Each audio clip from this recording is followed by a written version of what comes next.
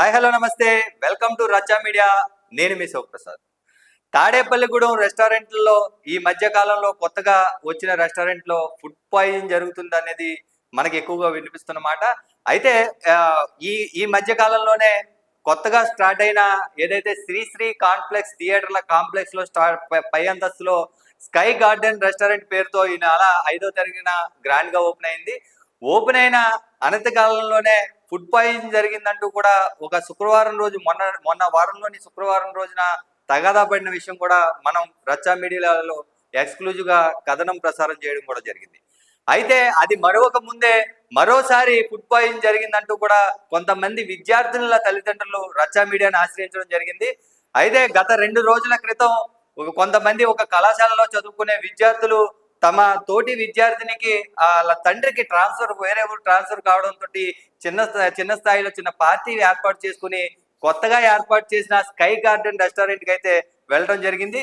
1857 రూపాయలు phone pay చెల్లించి వాళ్ళు కొన్ని స్టార్టర్స్ ఆర్డర్ చేసుకోవడం జరిగింది.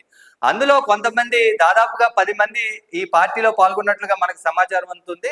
దాంట్లో 4గురికి మాత్రం వాళ్ళు తిన్న ఐటమ్స్ లోని ఫుడ్ పాయిజన్ జరగడం, ఆ విద్యార్థులు 2 రోజుల నుంచి హాస్పిటల్ చుట్టూ తిరగడం జరుగుతుంది. ఒక విద్యార్థిని తల్లి అయితే తన బాధను మనతో వ్యక్తపరిచారు.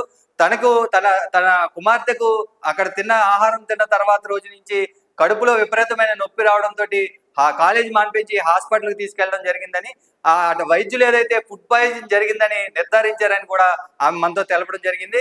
అయితే వేరొక విద్యార్థిని తండ్రితో కూడా మనం మాట్లాడడం జరిగింది. ఆయన కూడా హాస్పిటల్కి తీసుకెళ్ళడం, ఆ యూరినరీ ఇన్ఫెక్షన్ సంబంధించి ఏదో ఇన్ఫెక్షన్ రావడంతో తీవ్రమైన కడుపు నొప్పి రావడంతో ఆ స్కానింగ్ కూడా చేయించి వైద్యం అందిస్తున్నట్లుగా తెలిపారు. అయితే ఈ స్కై గార్డెన్ రెస్టారెంట్ పైన ఫుడ్ సేఫ్టీ అధికారులు తనిఖీలు జరుగుతున్నాయా లేదా, 4 విద్యార్థులను అస్వస్థతకు గురైన వేళ వారి మీద తనిఖీలు, మున్సిపల్ అధికారులు వెంటనే తనిఖీలు చేయాలి. ఇప్పటికే పలు వార్తాపత్రికల్లోనూ ఛానల్లోనూ కథనం ప్రసారైన నేపథ్యంలో ఎటువంటి తనిఖీలు చేయకపోవడం వెనక కూడా అధికారుల తీరుపైన పలు అనుమానాలు వ్యక్తమవుతున్నాయి.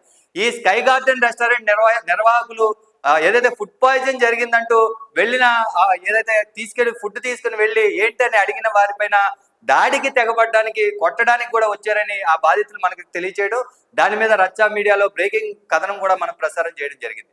అయితే అది జరిగిన వెంటనే 2వ రోజునే ఇది జరగడం, విద్యార్థులను హాస్పిటల్ పాలవడం కూడా జరిగింది.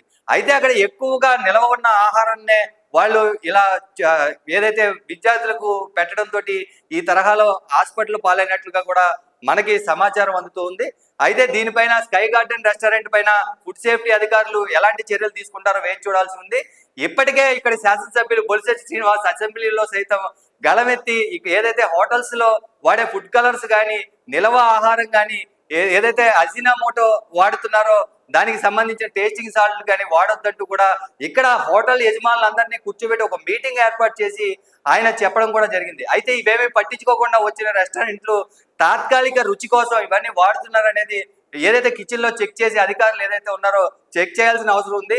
ఇప్పుడు ఇది జరిగిన నేపథ్యంలో చెకింగ్ వస్తారు కాబట్టి ఈ ఫుడ్ సేఫ్టీ అధికారులు ఎవరైతే ఉన్నారో హోటల్ చెకింగ్ వెళ్లే ముందే వాళ్ళకి సమాచారం అందించడం, అదంతా నీట్ గా ఉంచడం జరుగుతున్న వేళ ఆకస్మిక తనిఖీ ఈ జిల్లా అధికారితో కాకుండా వేరే కమిటీని ఏర్పాటు చేసి ఆకస్మిక తనిఖీ జరపాలని రచ్చా మీడియా తరఫున కోరుతూ. గోదావరి జిల్లా తాడేపల్లిగూడెం మండలంలో మేము ఉంటామండి.